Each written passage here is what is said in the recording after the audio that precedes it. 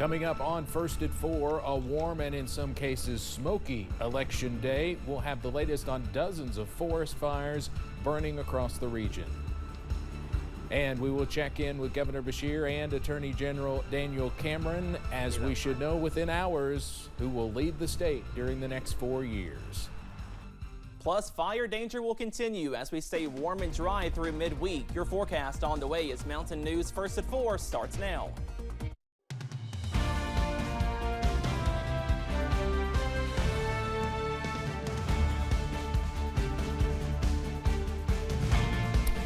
Good afternoon from election headquarters. I'm Steve Hensley. We will get to election coverage in just a moment, but first, forest fires continue to burn across the region. Firefighters are battling more than 60 fires across the state right now, and crews from other states are being called in to help.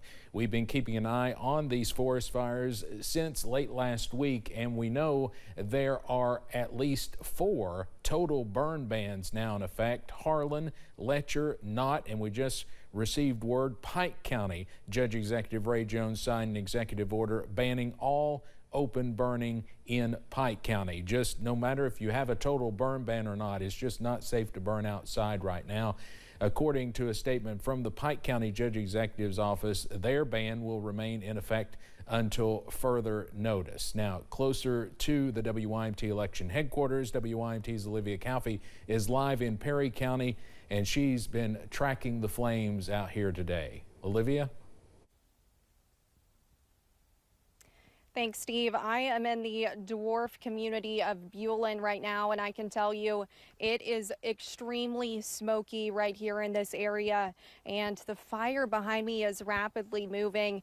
I know that you all can see some video on the screen right now, but this fire that you're seeing is exactly what is behind me at this moment, and I've watched it since about 2 o'clock just continue to move around the mountain.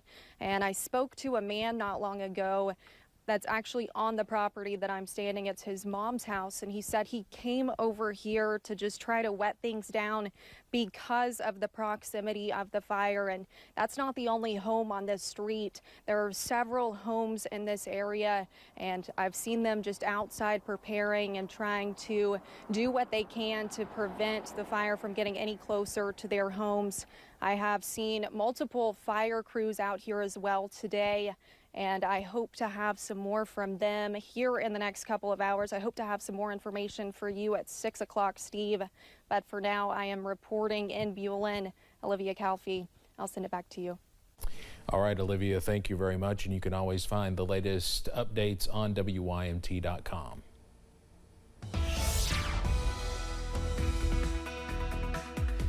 Well, we are tracking that fire danger to continue into this evening, also into your Wednesday as more dry. Also, mild weather is on the way. Let's take a live look from Buffalo Mountain. You can see one of those fires in Perry County back in the distance. Just below the banner, you can see that plume of smoke there under the banner as that wildfire does continue back in the distance. That current temperature is 75 degrees, so we are well above average. We should be in the lower 60s. Most of us right now in the middle to even upper 70s, up to 78 for Manchester, 79 for Harlan, also Jacksboro, and 76 over in London at this hour. And some even warmer weather is on the way on your Wednesday. Some areas could make a run at 80 on your Wednesday. So some very warm weather is on the way. Up on First Alert Pinpoint Doppler, we are dry. Also tracking more dry weather into this evening, also into your Wednesday, all thanks to high pressure. But Steve, some beneficial showers on the way by Thursday, also Friday. Timing out those rain chances in just a few minutes.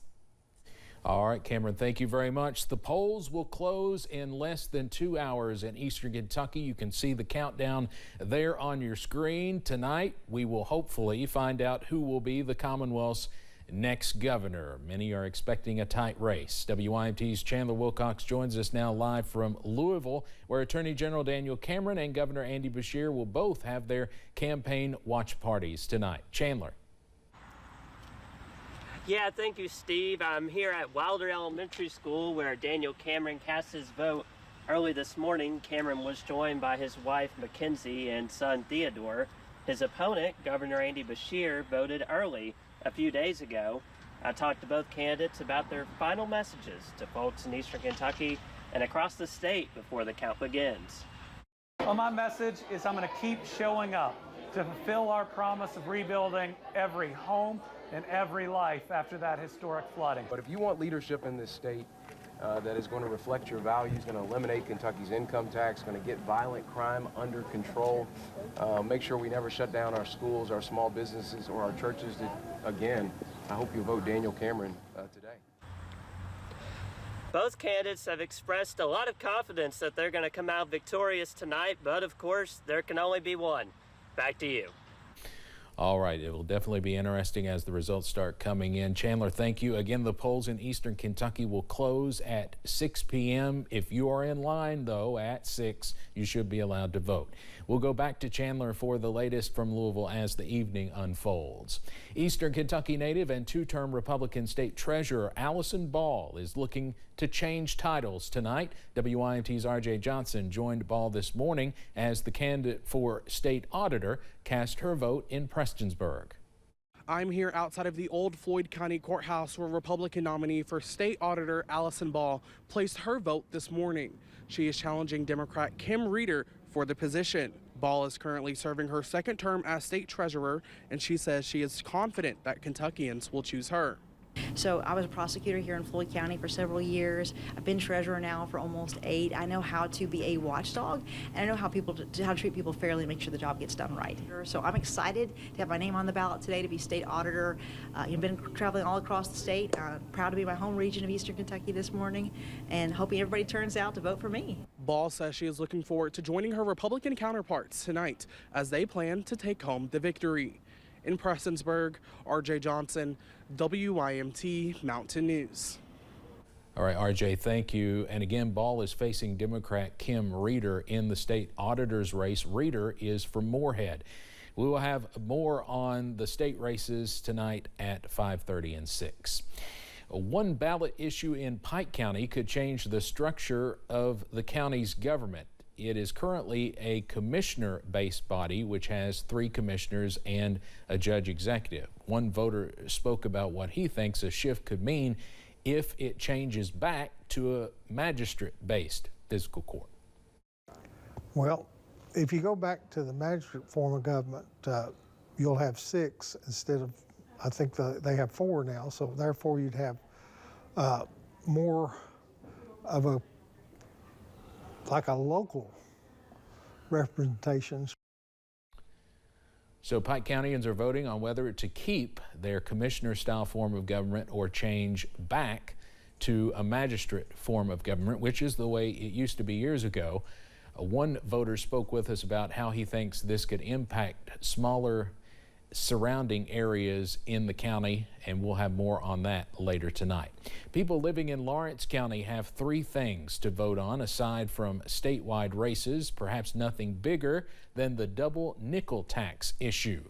The double nickel tax adds 11.8 cents off of $100 the property is valued at. Lawrence County School Superintendent Dr. Robbie Fletcher says he hopes voters understood the facts about the tax before heading to the polls. And that's only if you own property. So if you don't have property, you're not paying any additional taxes when it comes to the double nickel. As far as that, it's just a matter of making sure our people are educated. Then at that point, they need to decide, is this something that, do we feel like it's an investment that's good for our kids, or do we think that it's too much? If the issue passes, the money collected from the tax will go towards building a new Louisa West Elementary School. We'll have more on this coming up at 6. Community members in Martin County are voting on an issue they've seen before. Along with statewide races, some will be voting on whether or not they believe the sale of alcohol should be allowed in the city of Inez. That issue was voted on back in December of 2016 when Inez rejected the sale of alcohol, but this year some voters say it could prove to be beneficial to the economy. If they sell alcohol in Martin County, it'll bring more tax revenue to the city, period. It's just, and save us time, money, and gas from going to other counties to buy our alcohol. Holland says everyone he knows is in favor of the sale of alcohol. We will find out later tonight if he's in the majority.